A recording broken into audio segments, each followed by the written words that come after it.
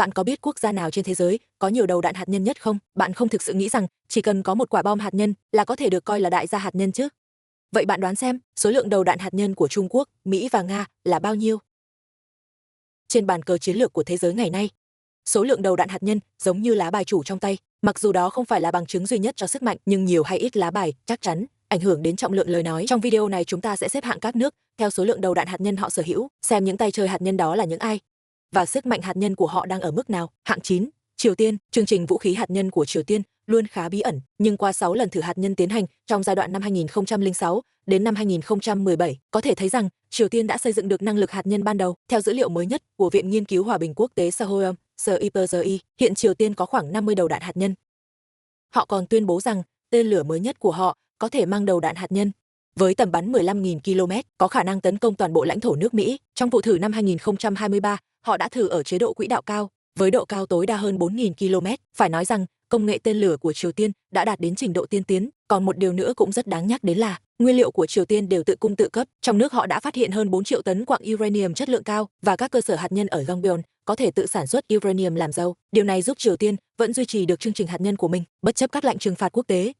Ngoài ra, tính bí mật của các cơ sở hạt nhân dưới lòng đất cũng là một lợi thế lớn. Theo phân tích của cơ quan tình báo Hàn Quốc, Triều Tiên đã xây dựng hàng chục km đường hầm ngầm ở tỉnh Hamgyong Bắc dùng để cất giấu xe phóng tên lửa và đầu đạn hạt nhân. Báo cáo đánh giá của Cục Tình báo Quốc gia Mỹ năm 2024 cho thấy, Triều Tiên có thể đã nắm được công nghệ thu nhỏ đầu đạn hạt nhân, có thể lắp lên tên lửa chiến thuật. Chính sách hạt nhân của Triều Tiên là ngoại giao sức mạnh. Họ dùng thử nghiệm hạt nhân như con bài mặc cả, chỉ cần tình hình Đông Bắc Á căng thẳng, họ liền phô trương sức mạnh, đúng chất một người chơi trong khu vực.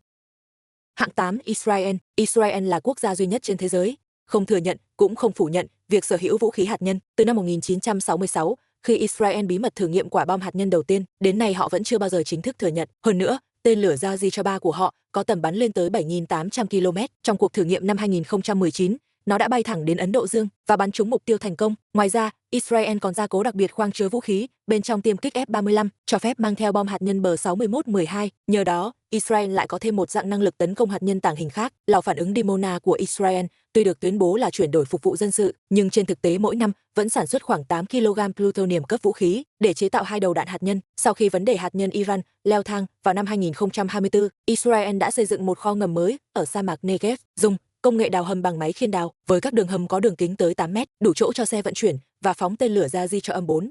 Sự bố trí phòng ngừa này đã khiến Ả Rập Xê Út phải gấp rút đề nghị Mỹ bán cho hệ thống phòng thủ tên lửa THAAD. Dù Israel chưa từng chính thức thừa nhận sở hữu, nhưng năng lực hạt nhân của họ đã trở thành biến số quan trọng trong cục diện quyền lực Trung Đông. Các quốc gia như Ả Rập Xê Út đang tăng tốc thúc đẩy hợp tác hạt nhân với Mỹ nhằm cân bằng ưu thế hạt nhân của Israel. Hạng 7, Pakistan là quốc gia thứ 7 trên thế giới sở hữu vũ khí hạt nhân. Quy mô kho hạt nhân của Pakistan tuy không quá lớn, nhưng cũng không thể xem thường. Theo dữ liệu mới nhất của Viện Nghiên cứu Hòa bình Quốc tế Seoul, SIPRI, hiện Pakistan sở hữu khoảng 170 đầu đạn hạt nhân. Kho vũ khí này hình thành một sức mạnh răn đe chiến lược đối với Ấn Độ. Chương trình hạt nhân của Pakistan xuất phát trực tiếp từ mối lo ngại về an ninh sau cuộc chiến Ấn-Pakistan năm 1971, và đến năm 1972, Thủ tướng Bush của Pakistan đã ra lệnh khởi động chương trình hạt nhân. Sau khi Ấn Độ tiến hành thử hạt nhân vào tháng 5 năm 1998, Pakistan đã nhanh chóng tiến hành 6 vụ thử hạt nhân. Tuy nhiên, khác với Ấn Độ, kho vũ khí hạt nhân của Pakistan chú trọng hơn vào răn đe chiến thuật. Tên lửa Shahed-N3 là trụ cột chiến lược của Pakistan, với tầm bắn đạt khoảng 2.750 km, có thể bao phủ các thành phố chính của Ấn Độ. Sau khi thử nghiệm thành công vào năm 2015, chính phủ tuyên bố nó đủ sức đối phó mối đe dọa hạt nhân từ Ấn Độ. Để bù đắp khoảng cách công nghệ, họ đã phát triển kho vũ khí theo hướng nhỏ hóa và đa nền tảng. Trọng lượng đầu đạn được kiểm soát dưới 300 kg và được thiết kế cho các tên lửa chiến thuật, giúp họ có khả năng phản ứng nhanh trong các xung đột biên giới với Ấn Độ. Sau cuộc không chiến chiều năm 2019, Pakistan đã đưa một số đầu đạn lên tiền tuyến, triển khai tại các khu vực biên giới. Chiến lược hiện diện tiền tuyến này nhằm mục đích vô hiệu hóa ưu thế quân sự thông thường của Ấn Độ. Tuy vậy, điểm yếu của Pakistan là năng lực hạt nhân trên biển. Hiện tại, họ chỉ có thể phóng tên lửa hành trình Hoa có tầm bắn 700 km thông qua tàu ngầm Agosa 90B. Điều này tạo ra khoảng cách thế hệ so với năng lực hạt nhân trên biển của Ấn Độ. Tuy nhiên, để thu hẹp khoảng cách này, Pakistan đang hợp tác với một số nước để phát triển tàu ngầm hạt nhân thế hệ mới, và dự kiến trước năm 2030 sẽ hình thành năng lực phản công hạt nhân dưới biển. Tổng thể mà nói, lực lượng hạt nhân của Pakistan lấy sự cân bằng bất đối xứng làm trọng tâm, bù đắp điểm yếu về quy mô bằng cách răn đe là chính xác. Trong cục diện an ninh Nam Á, họ đóng vai trò là một nhân tố cân bằng then chốt.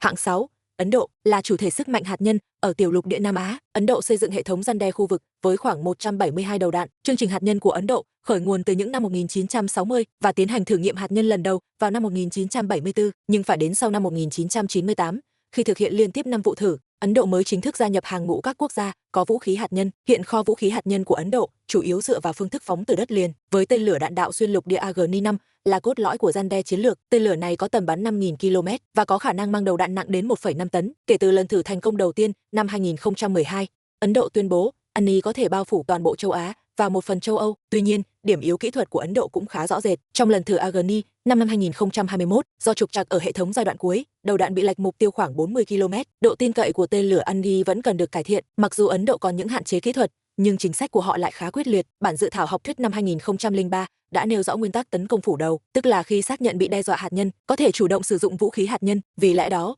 Ấn Độ đang đẩy nhanh nghiên cứu và phát triển tên lửa Agni-6 với tầm bắn dự kiến kéo dài đến 8.000 km và dự kiến mang theo công nghệ phân chia nhiều đầu đạn MIRV. Cần lưu ý rằng việc giám sát quốc tế đối với các cơ sở của Ấn Độ còn nhiều khoảng trống. Trong 40 lò phản ứng hạt nhân của họ, chỉ có 10 lò được đặt dưới sự giám sát của cơ quan năng lượng nguyên tử quốc tế IAEA, phần còn lại chủ yếu phục vụ mục đích quân sự. Mô hình dân sự hóa để che đậy quân sự này đã khiến các nước láng giềng lo ngại. Tổng kết lại, mặc dù quy mô lực lượng hạt nhân Ấn Độ đáng kể, nhưng việc tích hợp công nghệ và năng lực tác chiến thực tế vẫn cần thời gian để kiểm chứng. Con đường trỗi dậy hạt nhân của họ đầy rẫy sự bất ổn. Hạng 5, Vương quốc Anh sở hữu khoảng 225 đầu đạn hạt nhân, nhưng kho vũ khí hạt nhân của Anh thể hiện rõ những đặc điểm mang tính Mỹ. 4 tàu ngầm lớp Vanguard trang bị tên lửa Trident 2 được mua trực tiếp từ Mỹ và thiết kế đầu đạn cũng dựa vào hợp tác giữa phòng thí nghiệm Mỹ-Anh. Sự phụ thuộc kỹ thuật này kéo chính sách hạt nhân Anh gắn chặt với Mỹ. Năm 2023, Anh thông báo tăng số lượng đầu đạn lên 260 chiếc. Quyết định này được xem có liên quan đến điều chỉnh triển khai lực lượng của Mỹ ở khu vực Ấn-Thái Bình Dương. Điều mang tính biểu tượng hơn là việc bảo trì thường xuyên đầu đạn hạt nhân của Anh phải được gửi đến phòng thí nghiệm quốc gia Oak Ridge ở Mỹ. Vương quốc Anh trên đất liền hiện không còn sở hữu khả năng sản xuất hoàn chỉnh. Sự hạn chế trong lực lượng hạt nhân của Anh ngày càng rõ rệt. Nền tảng duy nhất để phóng vũ khí hạt nhân là tàu ngầm và mã phóng còn phải được chia sẻ với Hoa Kỳ. Năm 2024, Nghị viện Scotland vì phản đối triển khai vũ khí hạt nhân đã khởi xướng một cuộc trưng cầu độc lập, phơi bày sự chia rẽ sâu sắc trong nước về chính sách hạt nhân. Báo cáo của Ủy ban Quốc phòng cho thấy, chi phí bảo dưỡng hàng năm của răn đe hạt nhân Anh lên tới 2,3 tỷ bảng Anh, chiếm 6,8% ngân sách quốc phòng. Trong khi đó, Hải quân Hoàng gia vì thiếu kinh phí, bị buộc phải hoãn lại việc mua sắm máy bay cho tàu sân bay mới. Tình trạng răn đe mang tính biểu tượng này khiến sức mạnh hạt nhân Anh mang nhiều ý nghĩa chính trị hơn là khả năng tác chiến thực tế. Sau khi Hiệp ước An ninh Mỹ, Anh AUKUS được ký năm 2024, sự phụ thuộc của công nghệ hạt nhân Anh vào Hoa Kỳ càng sâu sắc hơn. Hạng 4, Pháp là quốc gia duy nhất thuộc EU có vũ khí hạt nhân. Pháp bố trí khoảng 290 đầu đạn, nhấn mạnh vị thế tự chủ trong phòng vệ. Tuy nhiên, sức mạnh hạt nhân Pháp phụ thuộc lớn vào phương thức phóng từ biển và không, trong đó 4 tàu ngầm lớp Triumph mỗi chiếc có thể phóng 16 tên lửa M51 với tầm bắn lên đến 8.000 km và có thể mang theo 6 đầu đạn phân tách. Tên lửa này sử dụng hệ dẫn quán tính kết hợp thiên văn, độ chính xác khi tấn công được cải thiện khoảng 40% so với trước, cộng với tên lửa hành trình ASMPA trang bị trên tiêm kích Rafale và các loại tên lửa hành trình khác, giúp Pháp có cả năng lực tấn công chiến thuật lẫn chiến lược. Tốc độ cuối của tên lửa đạt khoảng 3 lần tốc độ âm thanh, có thể xuyên thủng phần lớn hệ thống phòng không. Năm 2019, Pháp tuyên bố rõ ràng rằng nếu lãnh thổ bị tấn công quy mô lớn bằng vũ khí thông thường, họ sẽ tiến hành phản công hạt nhân. Chiến lược răn đe mơ hồ này phần nào bù đắp cho sự thiếu hụt về số lượng đầu đạn. Tuy nhiên, lợi thế của Pháp nằm ở tính tự chủ về công nghệ. Cụ thể, các cơ sở làm dầu và nhà máy nhiên liệu của họ có thể độc lập sản xuất vật liệu vũ khí, và các xưởng lắp ráp đầu đạn ở Pháp có khả năng sản xuất khoảng 20 đầu đạn mỗi năm. Sự làm chủ toàn chuỗi kỹ thuật này giúp Pháp giữ vị thế độc đáo trong quốc phòng châu Âu. Ngay trong năm 2024, Pháp công bố nâng cấp tên lửa M51 với tầm bắn mới, được mở rộng đến 12.000 km, có khả năng tiếp cận các mục tiêu tiềm năng ở vùng Bắc Cực. Cần lưu ý rằng, kinh phí hạt nhân thường niên của Pháp chiếm khoảng 12% tổng chi tiêu quốc phòng. Mặc dù đối mặt với những tranh cãi về chia sẻ chi phí quốc phòng trong EU, nhưng Pháp luôn coi độc lập hạt nhân là nền tảng an ninh quốc gia. Hạng 3, Trung Quốc. Trung Quốc nói rằng số lượng đầu đạn hạt nhân của họ chỉ cần đủ dùng, nhưng chính xác là có bao nhiêu đầu đạn thì lại luôn là điều bí mật. Tuy nhiên, theo dữ liệu mới nhất được Viện Nghiên cứu Hòa bình Quốc tế Sahoyom CIPRI cung cấp, Trung Quốc hiện có khoảng 600 đầu đạn hạt nhân. Mặc dù không rõ nguồn chính xác của các ước tính này, nhưng con số này nhiều hơn khoảng 100 so với mức 500 từng được nhắc đến trước đây. Về số lượng thì chưa bằng Mỹ và Nga, nhưng về chất lượng thì không hề thua kém. Về nguyên tắc, chính sách hạt nhân của Trung Quốc luôn giữ nguyên tắc không sử dụng trước, nhưng nguyên tắc là nguyên tắc, nếu thực sự cần dùng thì đó là tầm bắn đạn đạo. Có thể nói, lực lượng tấn công bộ ba hạt nhân trong kho vũ khí hạt nhân của Trung Quốc đã tương đối hoàn chỉnh. Tên lửa Đông Phong 41 trong lĩnh vực mặt đất sử dụng phương thức phóng cơ động trên đường bộ với tầm bắn lên tới 14.000 km và có thể mang 10 đầu đạn phân tách. Mỗi xe phóng có thể nhanh chóng di chuyển trong địa hình phức tạp. Tàu ngầm hạt nhân loại 94A trong lĩnh vực hải quân được trang bị tên lửa Cự Lãng 2, khả năng tuần tra dưới nước, giúp nó có nền tảng phản công hạt nhân lần 2. Ngoài ra còn có máy bay ném bom chiến lược H6N, mặc dù tải trọng bom chỉ 15 tấn, nhưng kết hợp với tên lửa hành trình hạt nhân Trường Kiếm 20, có thể tấn công ngoài khu vực phòng không ở cự ly 2.500 km. Bên cạnh đó, Trung Quốc đã xây dựng hàng nghìn km các cơ sở hạt nhân ngầm, không chỉ có thể ẩn náu, mà còn có khả năng cơ động tác chiến, logic răn đe ẩn mình nhưng đánh trúng, này cho phép duy trì cân bằng chiến lược, ngay cả khi không chiếm ưu thế về số lượng vũ khí. Điều mấu chốt là chính sách hạt nhân của Trung Quốc dựa trên việc làm chủ toàn bộ chuỗi công nghệ, từ khai thác quặng uranium đến chế tạo đầu đạn, đều đã được nội địa hóa. Điều này khá hiếm gặp trong số các quốc gia sở hữu vũ khí hạt nhân. Năm 2024 Trung Quốc có nói rằng lực lượng hạt nhân chỉ phục vụ mục tiêu phòng thủ, quy mô kho vũ khí chưa bao giờ vượt quá mức cần thiết để duy trì an ninh quốc gia.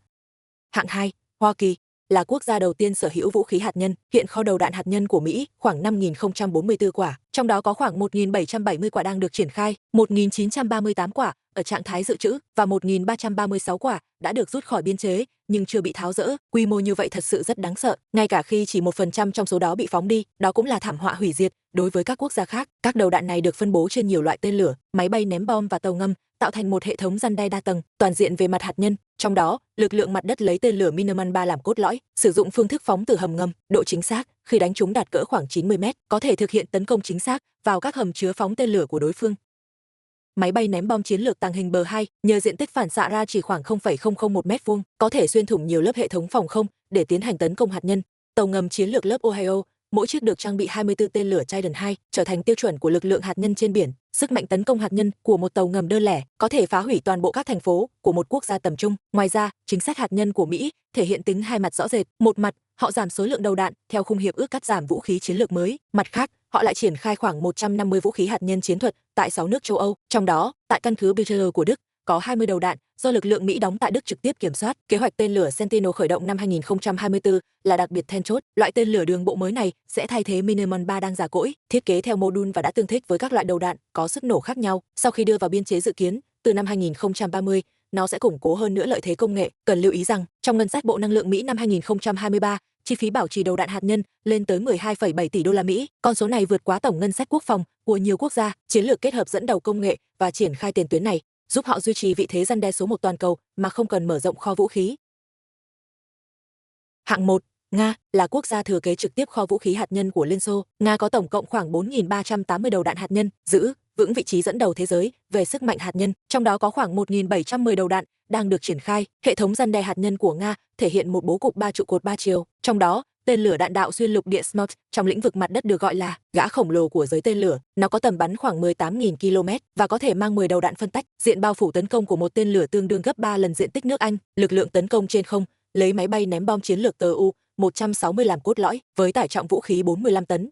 Mỗi phi đội có thể đồng thời mang 12 quả tên lửa KH-102 và tên lửa hành trình. Lực lượng biển dựa vào tàu ngầm lớp Bray, mỗi chiếc có thể phóng 16 tên lửa đạn đạo phóng từ tàu ngầm Bierve với tính ẩn náu dưới nước cao, khiến chúng trở thành trụ cột của khả năng phản công hạt nhân thứ cấp. Tuy nhiên, Nga cũng không còn mạnh mẽ như trước đây. Kể từ sau khi Liên Xô tan rã, khoảng 30% lực lượng tên lửa đã suy yếu do thiếu kinh phí và lão hóa, và căn cứ tên lửa Mist bị lộ vào năm 2023 đã từng bị nước tràn vào hầm phóng do vỡ đường ống, suýt gây ra tai nạn hạt nhân. Để đối phó, Nga đang đẩy nhanh việc triển khai phương tiện lượn siêu thanh âm. Loại vũ khí này có thể đạt khoảng 20 lần tốc độ âm thanh, bay dọc rìa tầng khí quyển và hầu như không thể bị đánh chặn bởi hệ thống phòng thủ tên lửa hiện nay. Chiến lược nâng cấp nền tảng cũ bằng công nghệ mới này đã giúp họ vẫn giữ được quyền chủ động trong răn đe chiến lược. Cần chú ý rằng, ở Nga, khoảng 60% đầu đạn trong kho vũ khí vẫn sử dụng các thiết kế từ thời Liên Xô, mạnh mẽ nhưng chi phí bảo dưỡng rất cao. Mỗi năm họ phải chi khoảng 5 tỷ đô la Mỹ cho công tác nâng cấp và bảo trì. Hiện tại, cuộc cạnh tranh quanh 12.000 đầu đạn hạt nhân toàn cầu đã bước sang một chiều kích mới. Những thiết kế tiên phong, từ cấu hình phương tiện lượn siêu thanh của Nga đến quỹ đạo học của Đông Phong, theo lý luận của Trung Quốc, và hệ thống chỉ huy AI của Mỹ cho phản công hạt nhân tự động, những bước đột phá công nghệ này đang viết lại quy tắc của chiến tranh hạt nhân. Nhưng lịch sử đã nhiều lần chứng minh rằng sức mạnh lớn nhất của vũ khí hạt nhân luôn nằm trên giá phóng. Khi các cuộc đàm phán quân sự thất bại và lệnh cấm thử hạt nhân toàn cầu chỉ còn trên giấy tờ, nhân loại có lẽ sẽ phải suy nghĩ lại rằng những vũ khí hùng mạnh này thực sự là người gìn giữ hòa bình hay là thanh dao treo lơ lửng trên đầu chúng ta.